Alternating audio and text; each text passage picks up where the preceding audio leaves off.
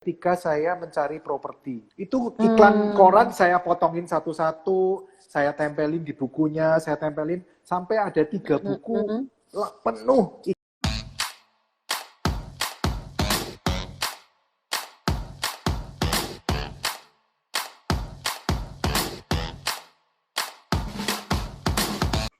Halo, Pak Har. Halo Vena, apa kabar? Iya, Halo sorry. teman-teman semua, apa kabar? Iya, halo teman-teman semua. Suara saya jelas? Jelas, suaranya jelas. Iya, saya baru tadi habis call dengan India sebentar. Oke, yes, Pak Har. Mungkin bisa diceritakan sedikit tentang background-nya Pak Har. Jadi saya udah kenal Pak Har ini udah cukup lama ya, udah dari tahun 2011 kalau nggak salah ya Pak. Iya, waktu FHTP ya. Yes, gitu. Akhirnya mulai juga iya. Jadi udah ditunggu sama teman-teman ya untuk FTP. Dan Pak Har sudah bergelut di dalam bidang properti ini udah berapa lama Pak? Oke, saya sebenarnya mulai belajar properti itu tahun 2001. 2001 kan baca buku Rich Dad Poor Dad itu. Di dalam buku itu kan dijelasin cari properti yang income-nya lebih besar dari angsuran. Kalau di buku itu kan dicontohkan cari rumah sewa. Rumah sewa yang sewanya lebih besar dari angsuran. Nah, ternyata aku coba-coba di Indonesia ternyata nggak bisa. Oke. Ya. Jadi gimana pertamanya, Pak? Oh, Yang ya, tadi Bapak 2001 bilang, baca saya buku, baca ya. buku Rich Dad Poor Dad, kan cari rumah sewa yang income-nya lebih besar daripada angsuran.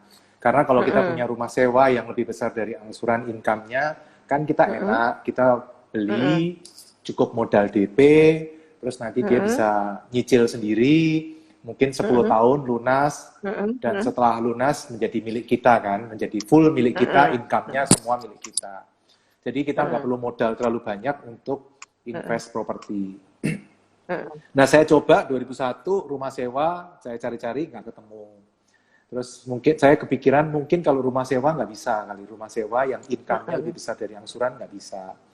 Nah, 2005 saya coba cari kos-kosan. Ternyata kos itu bisa dapat properti yang income-nya lebih besar dari angsuran kos. Tapi masalahnya adalah DP, jadi berhenti lagi, nggak bisa lagi. Terus Pak, belajar wajahnya lagi Pak sekarang. turun ke bawah dikit, sorry wajahnya. Iya, jadi agak mundur. Yes. Mulai 2005 cari-cari, kemudian baru bisa 2005 kan nggak bisa DP, beli DP-nya nggak ngerti caranya, nggak punya DP. Jadi sudah ngerti caranya angsuran, tapi DP-nya belum.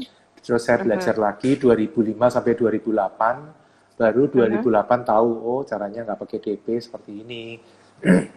Oh, bisa Dan juga baru Pak nggak pakai DP? Ya, kalau menurut saya sih kalau semua kita mau belajar apa aja sih nggak ada yang nggak mungkin. Jadi 2008 saya beli properti pertama yang income-nya lebih besar dari angsuran dan DP-nya bisa 0 juga. Itu 2008. Waktu yang pertama itu ruko di Dan Mogot kilometer 23 sana, jadi Tangerang. Terus saya jadi inkos. Cicilannya 15 juta, setiap bulan dapat 18 juta. Terus DP-nya juga 0, jadi nggak keluar DP, yaitu properti pertama. Tapi setelah punya properti pertama, saya merasa kos-kosan itu ribet. Ngurusin anak-anak kos itu ribet. Jadi saya mulai cari-cari yang lain. 2009 baru saya mulai Indomaret. Ternyata Indomaret lebih enak, income-nya bagus, dan tidak repot. Jadi sejak 2009 sampai hari ini saya terus fokus di beli properti, DP-nya 0, angsurannya ditutup dari income toko yang ada di atasnya properti tersebut, dan operasional juga diurusin oleh franchisor, jadi saya nggak repot, saya bisa fokus ke pekerjaan saya, ke bisnis saya, jadi lama-lama jadi kebiasaan.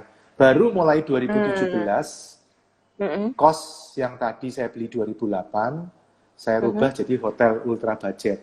Nah, setelah dirubah jadi hotel ultra budget, ternyata bagus juga bisnisnya, makanya tambah 2 lagi. Jadi ada 3, hotel ultra budgetnya ada 3.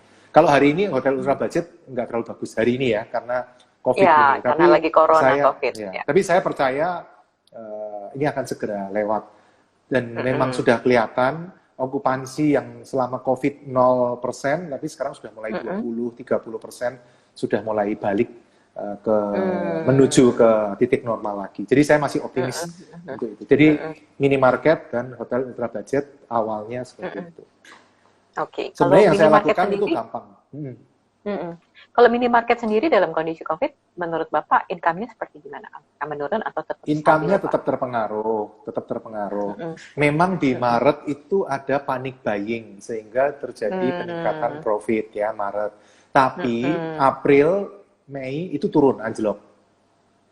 Jadi April itu yang harusnya kita panen karena bulan puasa. Biasa kalau bulan puasa itu kan income-nya bagus. Ternyata jelek tahun ini.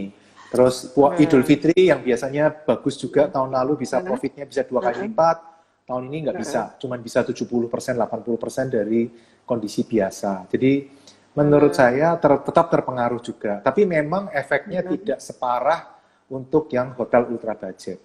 Kalau hotel ultra budget parah. Tapi saya tetap bersyukur kondisi hari ini Indomaret tetap ya oke lah, maksudnya. Tapi kalau aku lihat 70%, 80% masih oke. Ya sebenarnya pusing juga tapi masih oke lah. Yang lain kan lebih parah lagi bisnis. Orang lain ada yang sampai minus ya, saya masih lumayan lah buat bayar cicilan masih bisa lah. Yang penting kan itu. Yang penting bayar cicilan masih bisa. Kita ngajuin restructure ke bank. Dari 12 bank yang saya ajuin restrukturisasi kredit karena kan angsurannya jadi nggak masuk semua dengan kondisi hari ini. Nah saya ngajuin ke bank restruktur. Dari 12 bank, sudah 11 bank sudah beres, tinggal 1 bank yang belum beres. Jadi cash flow-nya ya, tetap bagus. Sampai hari ini saya tetap bagus, nggak ada masalah. Oke. Ya, selanjut Pak. Tadi Bapak bilang, ya, lanjut.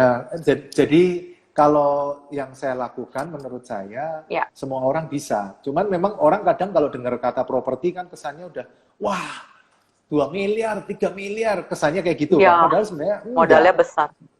Iya, properti itu justru enaknya kita bisa modalnya 0. Kenapa? Karena kita bisa pakai kredit bank. Nah, kalau untuk kredit bank kan perlu DP. Ya, DP tadi kan bisa DP-nya 0. Angsuran bisa ketutup dari income toko di atasnya. Nah, itu menarik tuh Pak. Kalau tadi DP-nya 0, iya.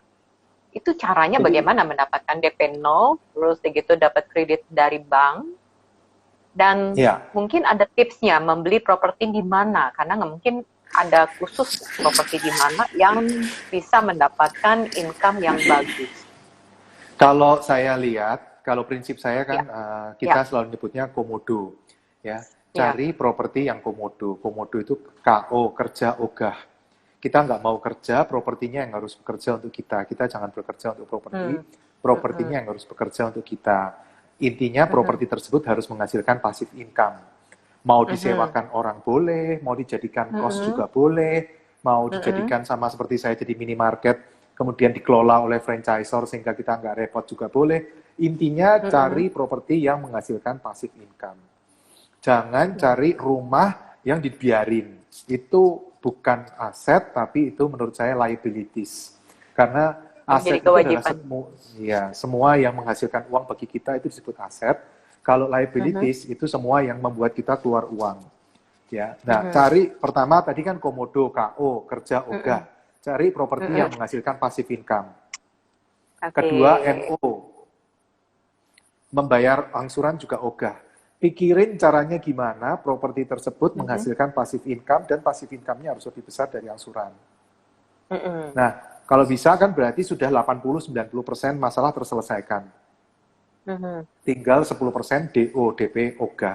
DP, ogah itu paling gampang dari komodo, paling gampang DP, itu paling mudah. Makanya saya biasanya tidak akan share ke teman-teman DP 0 caranya gimana, sebelum teman-teman bisa ketemu properti yang menghasilkan passive income yang income-nya lebih besar dari angsuran. Karena kalau saya cuma cerita DP 0, ujungnya orang cuma beli properti, DP-nya 0, tapi angsurannya jadi nggak bisa bayar.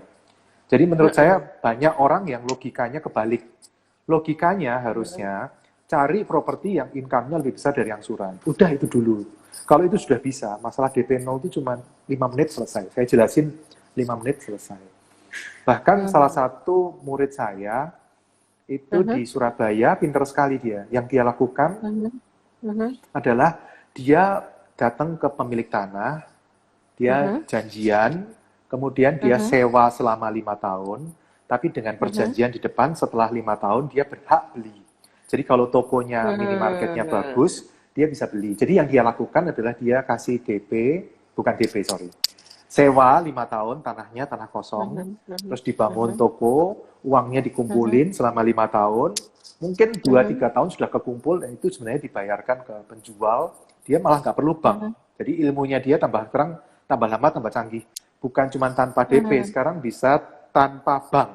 Jadi menurut saya, kalau teman-teman mau belajar, nanti ketemu dengan komunitas, bergabung dengan komunitas, lama-lama jadi ketemu, oh ternyata bisa ya gini, oh ternyata bisa ya gini. Daripada kita mikir sendiri, kadang-kadang, iya ya saya aja kadang-kadang mikir, iya ya murid-murid saya kreatif-kreatif ya, bisa sampai kesana juga ya. Dan saya sekarang lagi terapin, ini saya lagi beli satu properti, toko nomor 30, toko nomor 30 saya cicil, saya nggak nyicil bank, tapi nyicil ke penjual.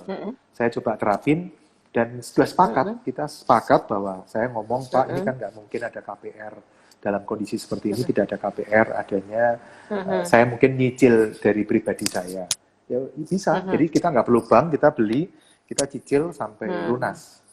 Jadi menurut saya, opportunity, bank ini kan tekniknya namanya bank penjual sebagai bank. Itu. Jadi kalau teman-teman mau baca buku DP 0, itu kalau saya terinspirasi banyak buku namanya Nothing Down.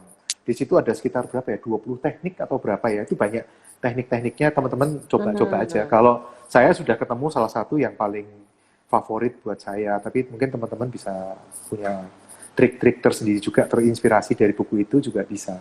Jadi balik lagi ujung-ujungnya mindset. Kalau kita ngomong nggak bisa, ya nggak bisa. Tapi kalau kita ngomong bisa, kita cari. Iya. Kalau kita ngomong bisa, cari jalan, ya akhirnya bisa. Mungkin awal-awalnya nggak bisa. Mungkin awal-awalnya diomel-omelin orang. Mungkin awal-awalnya nggak ketemu-ketemu. Tapi nanti setelah ketemu jalannya, sama seperti saya 2001 sampai 2008, 7 tahun saya cari jalan.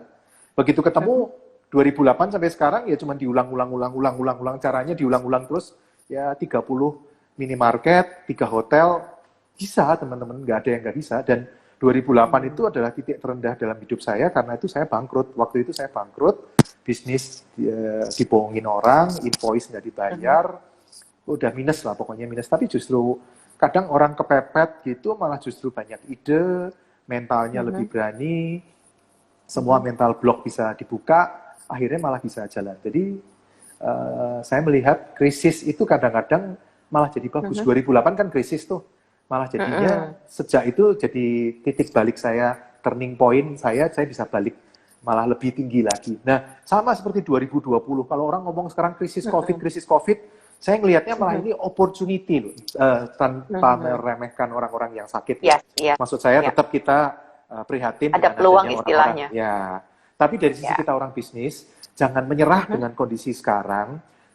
Justru kondisi ini memaksa kita untuk bisa lebih kreatif. Dan saya percaya kalau kita kreatif sekarang, nanti ketika krisis ini membaik, kita justru jadi lebih maju daripada sebelum krisis gitu loh. Contohnya di perusahaan saya kebetulan saya punya perusahaan outsource karyawan. Nah, dengan adanya krisis ini kan perusahaan rame-rame mengurangi karyawan.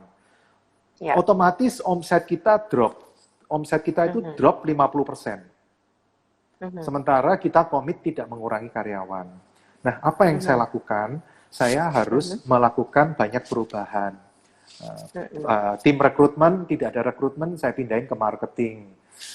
Tim marketing harus lebih aktif lagi. Jadi, banyak hal-hal yang kita lakukan, dan tadinya kita nggak kepikir untuk masuk digital, akhirnya malah masuk jadi ke digital. Jadi, saya percaya setiap krisis itu kalau kita mau melihat itu sebagai kesempatan kita untuk maju, bukannya mengeluh, tapi malah jadi opportunity. Kok malah ngobrolin masalah krisis. Balik lagi ngomongin properti ya. Sama properti teman-teman. Itu juga betul Pak. Karena pikiran kita itu yang bisa bisa kreatif di segala situasi ketika kita nggak merasa menjadi victim atau korban dari situasi. akhirnya muncul Iya, kreativitas. iya.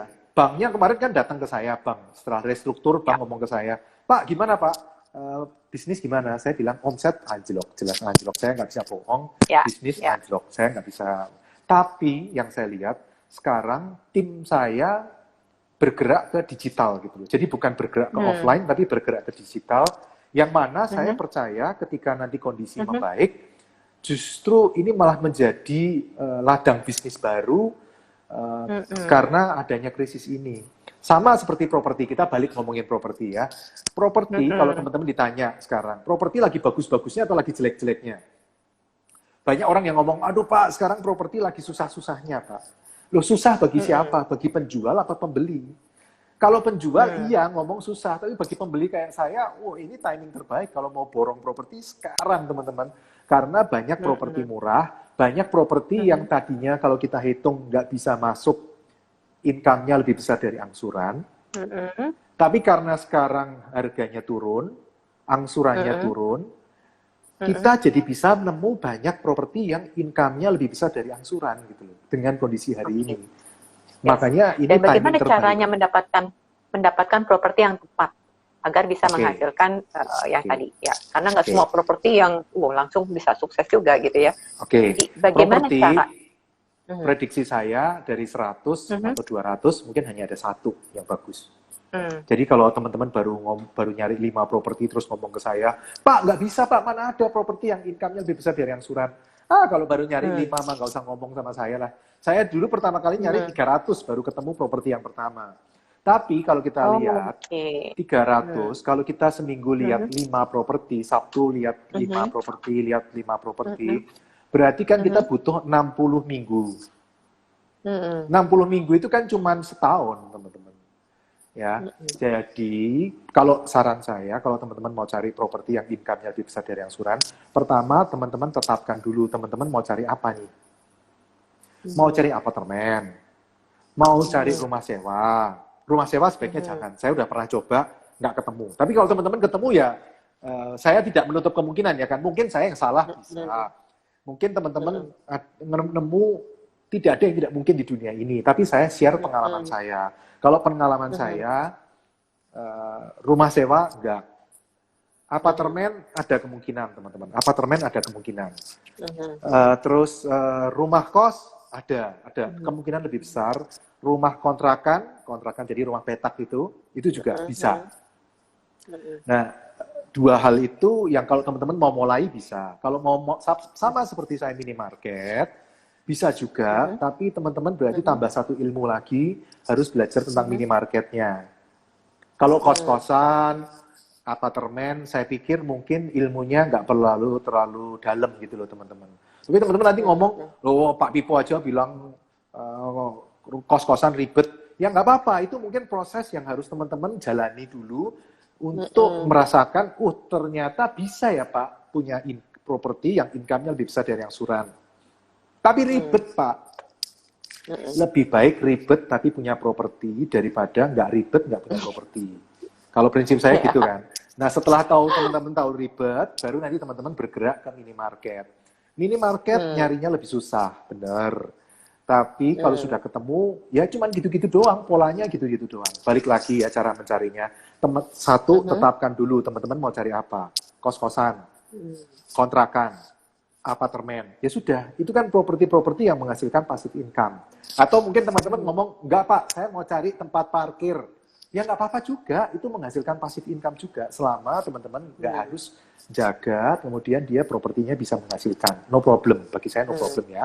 Pertama, tentukan dulu mau properti seperti apa. Kedua, cari iklan sebanyak-banyaknya. Kemudian dipotongin. Iklan dulu saya potongin, saya tempel di buku. Kemudian langkah ketiga, diteleponin. Tanya, sebulan income-nya berapa? Nah, kalau sudah tahu income-nya, teman-teman hitung angsurannya. Cara ngitung angsuran, teman-teman bisa pakai aplikasi. Aplikasi download aja di iPhone atau Google ya. Namanya Financial Calculator. Banyak yang munculin banyak. Teman-teman pilih aja salah satu. Kalau teman-teman nggak mau download, nggak punya pulsa, ya sudah, paling gampang gini aja. Angsuran itu kira-kira 1% per bulan dari harga properti. Jadi kalau propertinya 1 miliar, kira-kira angsurannya 10 juta. Dah selesai. Nggak usah susah-susah. Ya. Sebelum ke sana, boleh tanya dulu. Yang tadi Boleh. misalkan tentang properti gitu ya, tadi Bapak bilang, nah dicek gitu ya, propertinya itu menghasilkan berapa Ya. Telepon aja. income-nya. Telepon. Kalau misalkan propertinya itu kosong, bagaimana kita tahu income-nya lewat, berapa? tinggal. Oh, jadi yang dicari itu ada. yang seperti apa? Oh, yang ada. Yang sudah jalan. Oh, yang Jangan sudah jalan. Jadi yang dicari itu yang sudah kosong. jalan. Sekarang Iya, kalau kita ada fokus lebih kepada kayak minimarket lah, seperti yang Bapak punya gitu ya. Kalau kita misalkan mau bisnis seperti yang Bapak tanya minimarketnya profitnya berapa sebulan. Oh, jadi yang sudah jalan yang dibeli ya? Sudah jalan dong. Kalau enggak, nanti ada risiko. Kalau enggak, ini gimana? Enggak terpenuhi gimana? Kalau sekarang udah jalan kan, ketika pindah pemilik, asal yang jalanin sama, mestinya income-nya sama dong. Nggak mungkin tadinya yang operate Indomaret, punya orang, terus saya beli, profitnya jadi turun gitu kan, enggak. Kemungkinan besar sama lah. Ada kan turun ada, tapi mungkin 1 dari 100 kali ya. Setelah saya beli, tiba-tiba jalannya berubah jadi 1 jalur, itu kecelakaan. Kita investasi tetap ada resiko. Saya nggak ngomong investasi nggak ada resiko, enggak. Investasi tetap ada resiko. Toko-toko saya, minimarket saya, dari 30 minimarket saya, yang jelek juga ada loh. Ada 2 yang jelek. Tapi kan secara average bagus. Jadi ada 2 yang jelek, tapi ada 6 yang sangat bagus di atas rata-rata. Jadi kalau di rata-rata masih di atas rata-rata ya sudah. Nggak bisa kita ngomong investasi, cari investasi yang 0 Pak. Bisnisnya yang resikonya 0. Nggak ada lah. Deposito aja ada resiko gimana, apalagi properti. Jadi menurut saya nggak. Terus ada yang tanya ke saya, Pak kos-kosan penuh Pak, kalau kita beli nanti jadi kosong gimana? Ya resiko tetap ada lah, bukannya nggak ada resiko. Resiko tetap ada, tapi kalau kita pakai uang bank, pakai uang orang lain, resiko di kita kan kecil. Misal kita pakai bank, DP-nya 10% dah. Itu kan sebenarnya resiko di bank 90, kita 10. Daripada kita pakai uang kita sendiri semua, kita bayar semua, kan berarti 100% resiko di kita. Kalau 90 dibiayain bank, 10 dibiayain kita, ya kita resikonya 10%. Apalagi kalau kita DP-nya 0, nggak punya resiko, lebih rendah lagi resikonya. Jadi bisa. Tidak ada yang tidak bisa. Kalau menurut saya, makanya kalau teman-teman mau berhasil, ikut Vena dulu, belajar sama Vena dulu, caranya breakthrough mindset itu gimana. Karena kalau mindsetnya nggak bener, bolak-balik saya omongin juga percuma. Saya ajarin tekniknya gini-gini, paling teman-teman ngomong, mana bisa Pak ada properti yang income-nya lebih gede dari angsuran kok dijual. Pertanyaannya cuma gitu doang. Nah terserah yang jual lah, kalau yang jual ngomong lah saya lebih untung dijual, kenapa enggak gitu loh. Kan masing-masing punya kalkulator sendiri-sendiri, punya sudut pandang sendiri-sendiri. Jadi balik lagi bolak-balik masalah mindset kalau saya bilang. Tapi bukannya tidak mungkin 2008 waktu saya cari kos, itu ada kos-kosan di daerah Jakarta Barat. Itu dijual. Harganya 7 miliar. Cicilannya 70 juta sebulan. Income-nya 110 juta. Jadi kalau DP-nya 0, kita beli, angsurannya itu bisa ketutup dari income cost itu. Masih sisa 40 juta loh. Nah, kan teman-teman ngomong, wah Pak itu orangnya goblok amat sih Pak, masa dijual properti seperti itu? Saya sudah tanya ke dia, Pak kok dijual kenapa? Teman-teman, menurut teman-teman jawabannya kira-kira apa? Dia ngomong ke saya, aduh Pak, bisnis kos-kosan itu untungnya kecil Pak. Saya bisnis sawit Pak. Sawit itu sebulan bukan cuma 1-2%. Bisa 5% Pak. Ngapain saya mainan kos-kosan? Lain loh, berarti sudut pandangnya beda loh teman-teman. Jadi nggak usah diurusin. Kalau dia mau jual, kita setuju ya beli, udah selesai. Paling kita cek bener nggak omongannya dia, bener nggak? Atau dia datanya bohong. Itu yang jadi urusan kita itu. Tapi kalau orangnya kok orangnya untung kok goblok amat sih Pak mau dijual? Ya itu urusan dia lah, ngapain kita ngurusin urusannya orang? Setuju. Nah, benerin dulu mindsetnya. Iya. Mindsetnya makanya belajar sama Vena dulu masalah mindset, mental block itu dihancurin dulu. Kalau sudah ketemu, baru belajar teknik-tekniknya. Teknik-tekniknya gampang kok, kurang lebih ya gitu-gitu Iya. aja, mutar-mutar. Seperti tadi Pak Har bilang, begitu udah ketemu titiknya, kemudian tinggal direpetisi ya, sehingga Bapak bisa Iya, menghasilkan 30 iya, minimarket. iya. Ikut belajar ke Vena, belajar seminar, workshop. Saya 2008 sampai 2010 itu, 2011, itu saya ikut seminar semua, termasuk yang seminar bareng sama Vena itu, hipnoterapi. Padahal sebenarnya nggak ada urusannya sama properti kan. Saya orang properti ngapain belajar hipnoterapi waktu itu. Saya hitung-hitung, seminar itu total yang saya ikutin kurang lebih 100 juta loh Vena. Dari seminar properti, seminar finance, seminar marketing, semua saya datengin seminar hipnoterapi, membaca cepat, menghafal cepat, semua saya datengin total-total 100 juta. Tapi kalau ditanya sekarang, Pak, nyesel nggak? Enggak. Gimana nyesel? Minimarket saya 30 sekarang. Gara-gara seminar-seminar itu, minimarket saya 30. Satu minimarket profitnya 25 juta aja. Nggak usah muluk-muluk. 25 juta aja. Teman-teman bisa ngitung berapa profitnya. Belum yang hotel. Hotel anggap satu ya 30 juta lah. Sebulan berapa? Ya, ultra budget hotel ya. Udah Iya, plus properti lagi ya. Iya, setelah lunas kan jadi propertinya milik kita semua. Makanya kalau saya ditanya investasi apa Pak yang terbaik? Properti, emas, apa saham, atau Bitcoin? Saya bolak-balik selalu ngomong bukan. Investasi yang terbaik itu belajar. Iya, itu profitnya bisa berlipat-lipat itu. Mungkin modalnya ikut seminar 5 juta, 10 juta, tapi profitnya bisa ratusan juta, dan berulang-ulang terus sampai seumur hidup. Makanya bolak-balik saya selalu ngomong seperti itu. Oke, balik lagi ngomong properti. Ada pertanyaan lagi tentang properti? Karena sebenarnya sekarang gitu-gitu aja, mutar-mutar. Kalau gitu mereka aja. Tapi kan mereka perlu tahu juga pas namanya teknik. Bapak aja membutuhkan sekian tahun untuk ketemu tekniknya. Nah, kita kan daripada menghabiskan sekian tahun untuk ketemu tekniknya, kenapa nggak, misalkan Bapak bisa men-sharingkan, mungkin ada kelasnya kah, atau ada grupnya, atau di mana kita bisa belajar tentang tekniknya. Dan dan kita perlu menghargai ya, untuk jangka waktu Bapak menemukan satu teknik itu kan suatu penghargaan juga kalau kita misalkan sharing. Untuk belajar ke saya ada banyak cara. Satu, teman-teman bisa belajar dari YouTube. Saya punya YouTube, namanya Pipo Hargianto. Teman-teman bisa belajar dari sana. Saya sering sharing. Kemudian saya juga tulis bukunya seperti ini. Sorry ya Vena, saya ngiklan ya. Bukunya seperti ini, teman-teman bisa dapat di Gramedia atau di Tokopedia. Teman-teman bisa dapatkan juga. Ini bukunya 75.000. Ya, bisnis waralaba Indomaret. Teman-teman bisa dapatkan. Kalau teman-teman mau seminar, saya sudah tidak ada seminar online sekarang. Saya sudah stop seminar online. Saya sudah mengurangi. Saya sudah menuju pensiun. Saya prediksi 5 tahun lagi saya planning pensiun. Ketika anak saya kuliah, saya mau pensiun, udah online semua.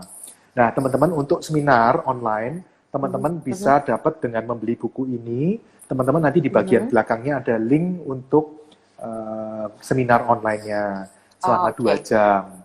Itu seminar dulu saya jual 150.000, sekarang teman-teman bisa dapat gratis kalau beli buku ini 75.000. Nah, kalau yang mau join workshop, saya ngadain kurang lebih mungkin 3 bulan sekali.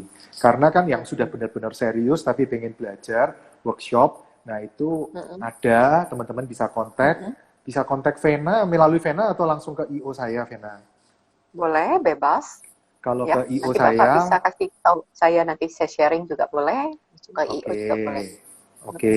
Kalau mau daftar ke IO saya 081 262 80 60 30 081 262 80 60 30. Itu dengan Bapak Ilham, bilang aja referensi dari Bu Vena, nanti saya kasih harga khusus.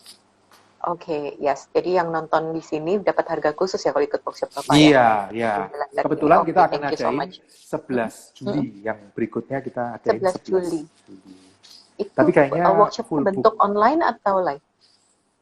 Yang ini kita offline, tapi kan kapasitas hotel cuma 15. Padahal biasanya Hmm. kita 50 orang per workshop. Hmm. Nah, Hmm. kemungkinan kita akan hybrid 2. Jadi offline dan online.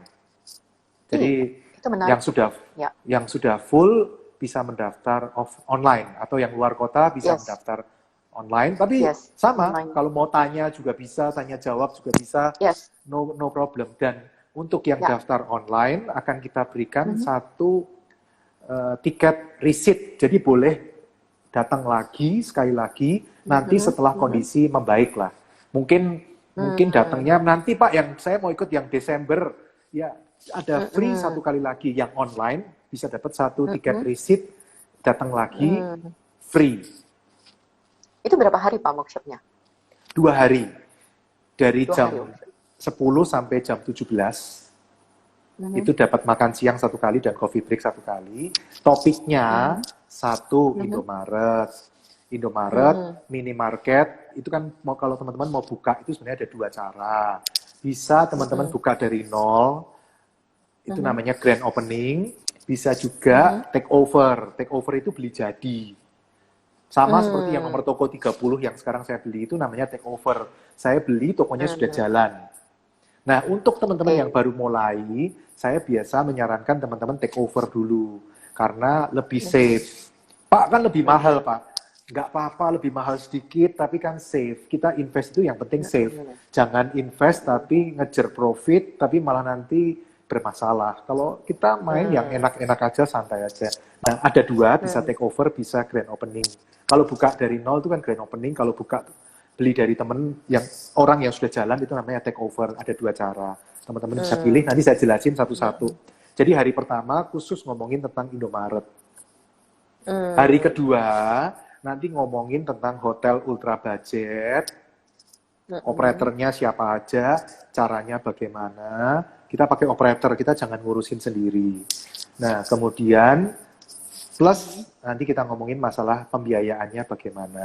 Pembiayaan kan banyak, bisa melalui bank, bisa non-bank juga. Saya 90% melalui bank, tapi ada 10% properti-properti saya yang saya beli tanpa melalui bank. Jadi tidak harus melalui bank. Banyak cara, teman-teman. Itu hanya semua tergantung imajinasi kita, maunya kita seperti apa, kita nyamannya seperti apa. Semua cara bisa dilakukan. Gambarannya kurang lebih seperti itu, Vena. Nah, makanya seru ya. Karena sekarang ketika kita benar-benar ingin, jadi ketika Bapak benar-benar ingin, akhirnya Bapak bisa menciptakan sesuatu yang dulunya nggak mungkin bisa jadi mungkin. Iya, jadi saya makanya saya setuju seperti yang teman-teman teman-teman yang ngomong mental block. Pertama beresin mental block dulu. Selama mental block nggak beres, ya mau diajarin kayak apa juga nggak akan menyelesaikan masalah gitu loh. Yang bagus teman-teman sudah mental blocknya terbuka, teman-teman yakin bisa, teman-teman join, tinggal belajar tekniknya. Teknik itu 10%, 90% itu hanya masalah mental block kalau menurut saya. Setuju.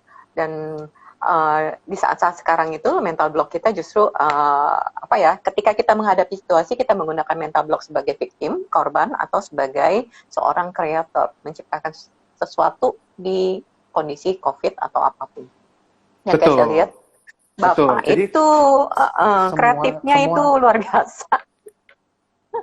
Yang penting maju terus. Masalah kalau bisa lari, kalau nggak bisa lari jalan. Kalau nggak bisa jalan ya jalan jongkok, kalau nggak bisa jalan jongkok ya berguling. Pokoknya maju terus, nggak ada istilah mundur. Ujungnya cuma itu doang. Sama bisnis kita kalau sekarang lagi susah, yang penting maju terus. Pokoknya ya diomelin orang ya sudah, itu bagian dari sekolah supaya maju itu harus perlu diomel-omelin orang. Saya dulu properti yang pertama juga gitu tahun 2008. Janji ke penjualnya sebulan beres banknya. Karena tanya bang KPR berapa lama? Sebulan Pak, paling 2 minggu, paling lama sebulan. Ya sudah, ngomong sebulan. Ternyata sebulan nggak selesai. Diomel-omelin. Ya sudah, itu bagian dari pelajaran yang harus diterima. Tapi kan setelah itu jadi pinter. Sekarang kalau ngomong ke penjual kan, ya bank sih janjinya 30 hari Pak. Tapi saya mending pahitin ke Bapak ngomong 2 bulan.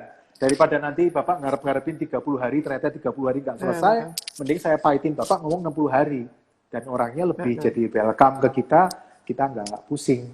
Saya dulu ngajuin bank pertama, tahun 2008, itu saya ngajuin ke 6 bank. Dari 6 bank, kira-kira yang diterima oleh bank berapa, Vena? Yang disetujui aplikasi KPR saya? Dari saya kalau ngajuin untuk pertama, bank. Kemungkinan, kalau pertama ya, bisa jadi 1 atau 2. Nggak ada, Vena. Nggak ada yang di-approve. Nggak ada. Reject semua. Untuk pertama semua. Ya? Iya, ditolak semua. Jadi nggak segampang itu. Tapi terus saya ngajuin lagi ke 14 bank. Dari 14 bank ada 3 yang diterima. Sudah cukup. 3 yang diterima udah cukup. Saya pilih 1, selesai. Tapi kan harus belajar dulu dari ditolak 6 dulu, jadi pinter.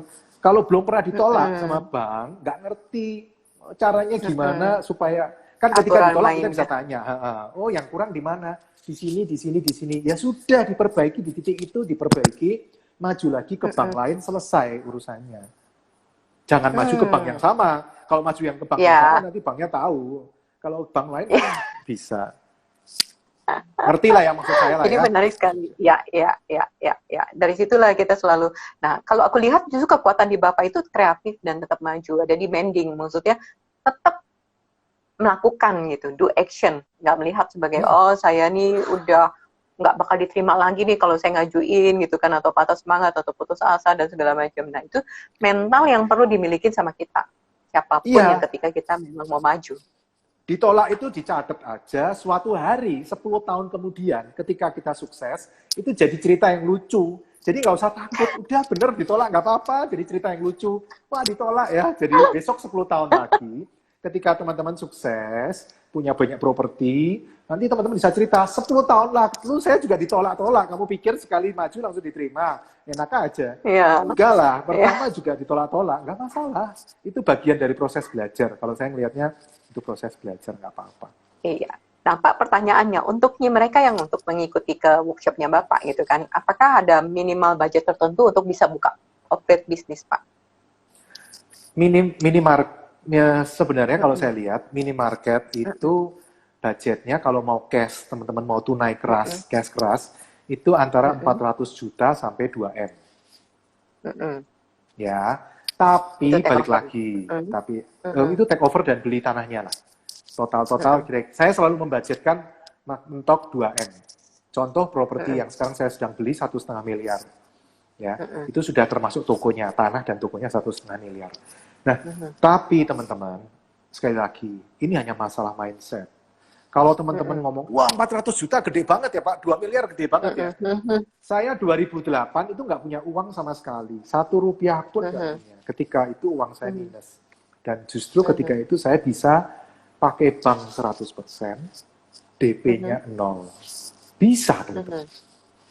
Iya. Jadi menurut saya balik lagi ke mindset teman-teman. Mindset, oke. Nah tadi 100% pakai uang bank, DP-nya 0, itu Bapak membuat yang tadi, yang ruko di Dan Mogot ya Pak? Iya, ruko yang di Dan Mogot. Oke, yang pertama kali. Pertama, itu 3 ruko, harganya 900 juta, Fen. 3 ruko, 900 juta. 3 ruko, 3 lantai, 900 juta.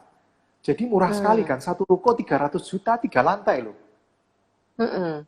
Nah, kemudian cicilannya 15 juta.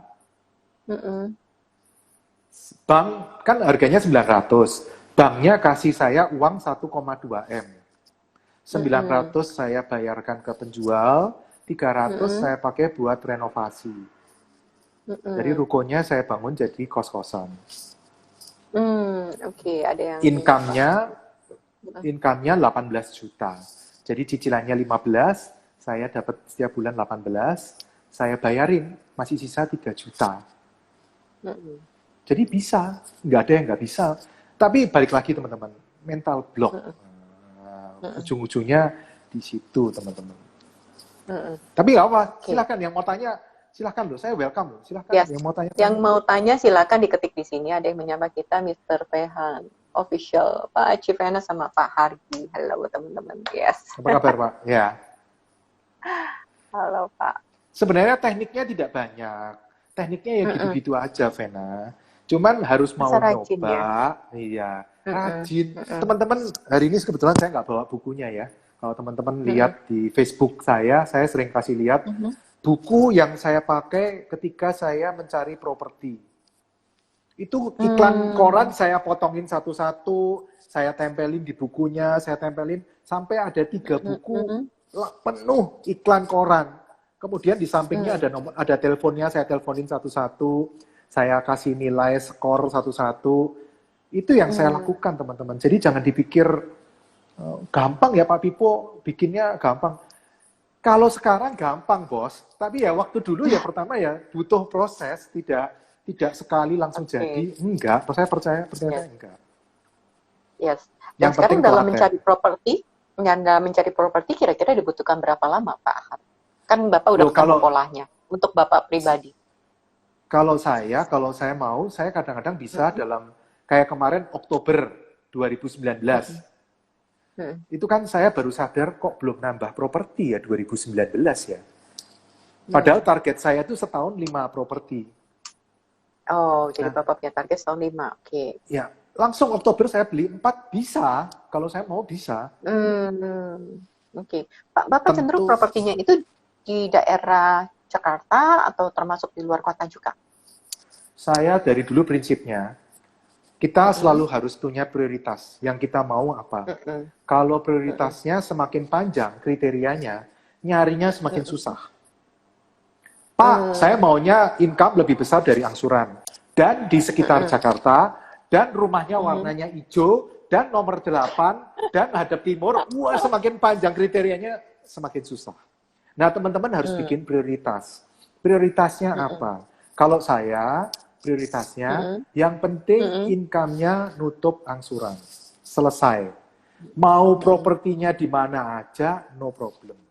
Mau propertinya di puncak Gunung Merapi pun, selama saya nggak ngurusin, nggak ngangsur, nggak DP, silahkan. No problem bagi saya. Karena jadi lebih mudah ya, Pak? Lebih mudah. Kalau semakin banyak kriteria, berat. Makin pusing sendiri. Iya. Sudah lah, ngalah lah. Namanya orang nggak modal, nggak kerja, nggak ngangsur, itu ya nerimo. Nggak bisa. Itu keren. Teman-teman mintanya sudah nggak modal, nggak kerja, mintanya aneh-aneh. Waduh, itu mah ya harus lebih bisa, tapi nanti nyarinya lebih lama, lebih lambat, teman-teman. Makanya kalau teman-teman lihat, properti saya kan munculnya ada 3 di Medan. Padahal kalau teman-teman tanya saya, loh Pak Pipo kok bisa punya di Medan? Pak Pipo orang Medan ya? Enggak, saya ini orang Jogja, aslinya sekarang tinggal di Jakarta. Logat seperti ini mana ada logat Medan? Enggak ada, teman-teman, percaya saya. Saya ke Medan itu juga baru pertama kali, teman-teman. Tapi saya punya properti di Medan, saya punya. Di Sulawesi saya juga punya, teman-teman. Di Jawa Timur, di puncak gunung yang sampai di hutan-hutan, itu juga saya punya, sampai orang Mandiri, Bank Mandiri, waktu datang ke sana heran. Pak, Bapak kok dari Jakarta bisa dapat properti di tengah hutan seperti ini, gimana sih Pak? Saya ngomong, selama income-nya bagus, nah gimana nggak saya beli? Harganya 1,8. Cicilannya 28 juta di Jawa Timur, di tengah hutan jati. Tapi rame lah. Income-nya sebulan itu 40 juta, teman-teman. Jadi saya cicilan 28, DP 0, saya tiap bulan dapat 12 juta. Ngapain dipikir lagi? Saya tinggal tanya Indomaret. Indomaret ini bener nggak income-nya 40? Bener Pak? Ya sudah, deal. Nggak ada nego-nego lagi. Orang sampai satu desa itu geger. Kenapa geger? Karena selama ini rekor di desa itu harga tanah 650. Tahu-tahu ada orang Jakarta yang datang beli 1,8 miliar. Orang pada heran semua, Pak, nggak salah harga. Nggak masalah. Loh, selama masih untung, ya sudahlah, hokinya masing-masing lah. Orangnya hokinya dia jual ke saya 1,8, income-nya propertinya 28 juta dan saya nggak ngurusin, yang ngurusin Indomaret kok. Kan operatornya Indomaret. Sebulan saya terima 40 juta ya sudah lah. Oh itu satu konsep lagi, Vena. Itu namanya hutang baik. Teman-teman ingat konsep hutang itu ada dua. Ada hutang jahat, ada hutang baik. Hutang jahat membuat kita keluar uang setiap bulan. Hutang baik membuat kita mendapat uang setiap bulan. Hutang jahat itu contohnya teman-teman beli TV, tapi kredit. Setiap bulan bayar 3 juta. Itu hutang jahat. Plus bunga. Plus. Tapi hutang baik, contohnya seperti properti yang saya beli tadi di tengah hutan tadi. Saya kredit 1,8 miliar, cicilan 28 juta, DP-nya 0, tapi setiap bulan saya dapat 40 juta. 28 saya bayarin bank, 12 juta masuk kantong, teman-teman. Jadi utang, tapi bukannya bayar, malah dapat duit. Nah, itu yang kita sebut hutang baik. Dan jangan takut dengan hutang baik. Yang kita khawatir adalah hutang jahat. Hutang jahat itu jangan. Dicari hutang baik. Itu satu konsep lagi tentang hutang. Ya, konsep yang tadi, Pak. Ketika kita membeli sesuatu, apakah itu menjadi liabilities atau menjadi aset?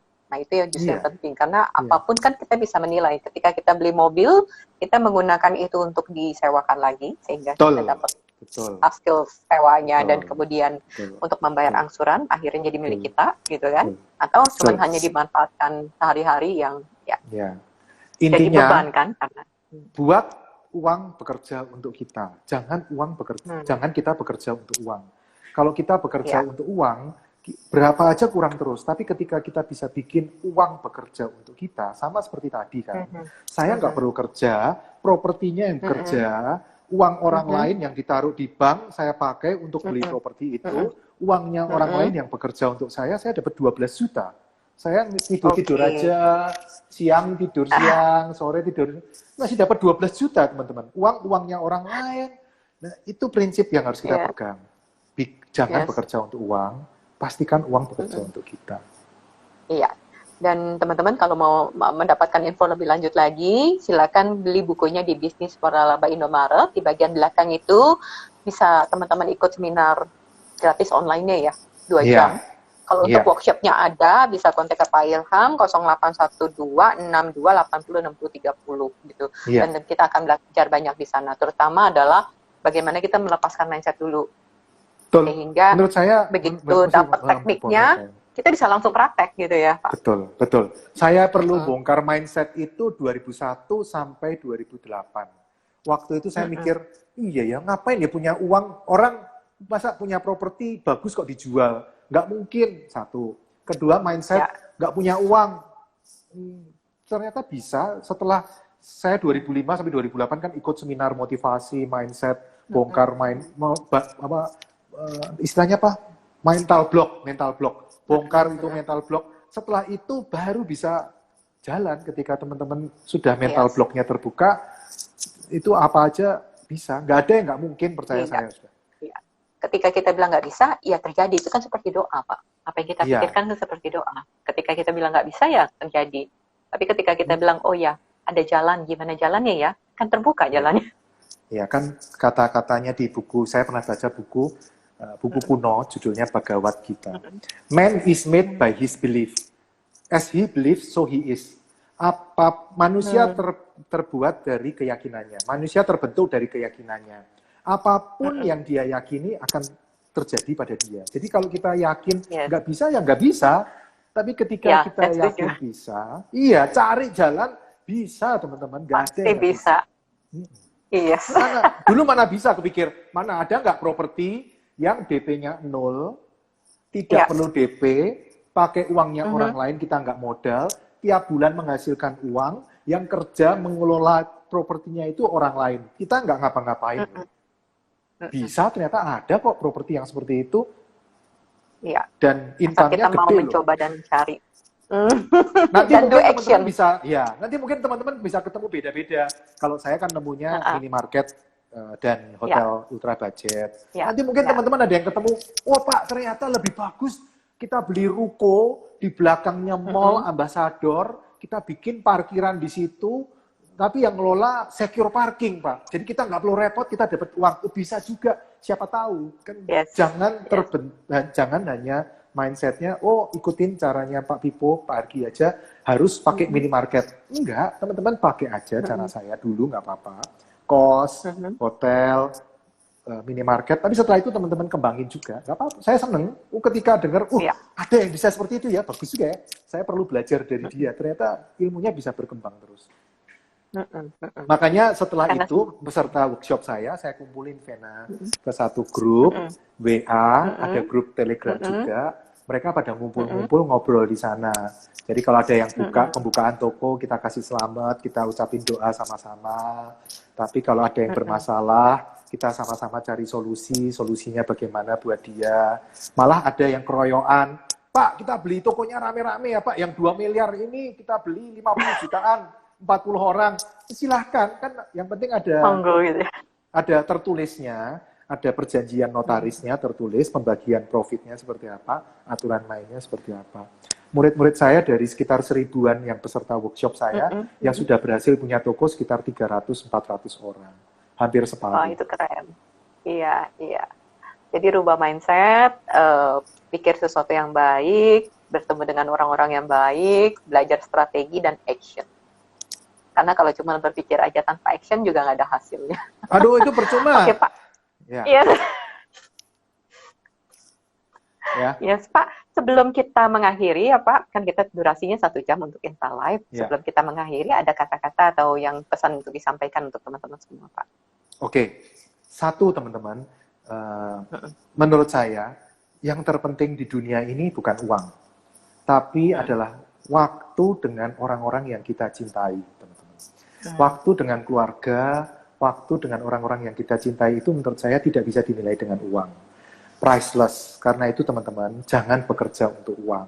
Pastikan uang bekerja untuk kita, sehingga kita bisa punya banyak waktu dengan orang-orang yang kita cintai. Dengan orang keluarga kita, dengan istri kita, dengan anak kita, dengan pokoknya orang-orang kita cintai, orang tua kita, atau dengan teman-teman kita.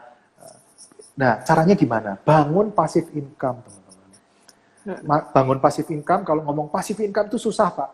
Bongkar dulu mindset-nya, mental block-nya dibongkar dulu, ikut seminar-seminar tentang motivasi, seminar dengan Vena, bongkar itu mental-mental nggak benar itu, kemudian belajar tekniknya, investasi yang terbaik, bukan saham, bukan emas, bukan bitcoin, bukan properti, investasi yang terbaik adalah belajar. Ketika kita belajar dan mempraktekkannya, return yang kita dapat berkali-kali lipat. Ujung-ujungnya seperti itu, Vena. Yes. Thank you. Sekali lagi terima kasih Pak Hargi telah berbagi sama kita, membongkar rahasianya, bagaimana bisa punya bisnis dengan modalnya 0, malah DP-nya juga 0 gitu ya, dan bisa menghasilkan lebih daripada angsuran itu sendiri. Ya, untuk teman-teman silakan nanti klik gitu kan untuk bisnis Suara Laba Indomaret, cari gitu ya. Dan untuk yang sudah bergabung menikmati sharingnya Bapak dari awal, mengikuti Insta Live dari awal sampai akhir, terima kasih. Sampai ketemu ya Pak nanti di online. Oke, thank you semua ya. Vena, thank you. Terima kasih teman-teman semua, sukses ya. Bangun passive investasi yang terbaik adalah dari otak kita. Karena itu, subscribe channel saya dan ikuti terus video-video saya. I'm Pipo Vena.